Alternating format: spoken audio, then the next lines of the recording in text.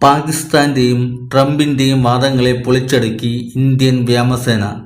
Operation സിന്ദൂറിൽ പങ്കെടുത്ത യുദ്ധവിമാനങ്ങളെ അണിനിരത്തിയുള്ള പ്രദർശനത്തിന് നമ്മുടെ വ്യോമസേന.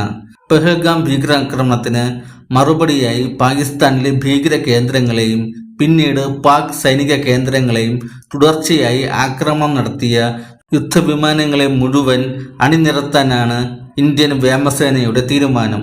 93ാമത് വായുസേനാ ദിനത്തോടനുബന്ധിച്ച് ഞായറാഴ്ച നടത്തുന്ന ബരാഖ് എന്നു പേരിട്ടിരിക്കുന്ന അഭ്യാസ പ്രകടനം വീക്ഷിക്കാൻ നമ്മുടെ പ്രതിരോധ മന്ത്രി രാജ്നാഥ് സിംഗും എത്തും.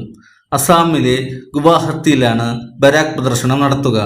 തേജസ്, മിറാഷ്, റഫേൽ തുടങ്ങിയ യുദ്ധവിമാനങ്ങളെയാണ് വ്യോമസേന അണിനിരത്തുക. ഇതിനു പുറമെ തന്നെ ജാഗ്വാർ, MiG-29 എന്നീ യുദ്ധവിമാനങ്ങളെയും Apache attack ഹെലികോപ്റ്ററുകളും C-17 ഗ്ലോമാസ്റ്ററും C-130 ഹെർക്കുലിസും AL-78 റീഫിലറും തുടങ്ങിയ യുദ്ധവിമാനങ്ങളെയും ഇതിൽ കാണാം. ഇന്ത്യ പാക് സംഘർഷ സമയത്ത് ഇന്ത്യയുടെ യുദ്ധവിമാനങ്ങൾ പാകിസ്ഥാൻ വെടിവെച്ച് ഇട്ടുവെന്ന പാകിസ്ഥാന്റെ വാദങ്ങൾക്കിടെയാണ് ഇന്ത്യയുടെ വ്യോമാഭ്യാസം എന്നത് ശ്രദ്ധേയമാണ്. മാത്രമല്ല 8 യുദ്ധവിമാനങ്ങൾ ഇരു രാജ്യങ്ങൾക്കും ഇടയിലെ സംഘർഷ സമയത്ത് വെടിവെച്ചിട്ടിരുന്നുവെന്ന് US പ്രസിഡന്റ് ട്രംപും അവകാശപ്പെട്ടിരുന്നു. എന്നാൽ ഏത് രാജ്യത്തിന്റെ യുദ്ധവിമാനങ്ങളാണ് വെടിവെച്ചിട്ടതെന്ന് ട്രംപ് ഇതുവരെ വ്യക്തമാക്കിയിട്ടില്ല.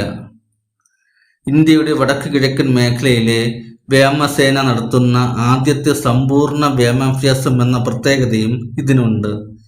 യുദ്ധവിമാനങ്ങൾക്ക് പുറമെ ഹെലികോപ്റ്ററുകളും അഭ്യാസ പ്രകടനത്തിൽ പങ്കെടുക്കും.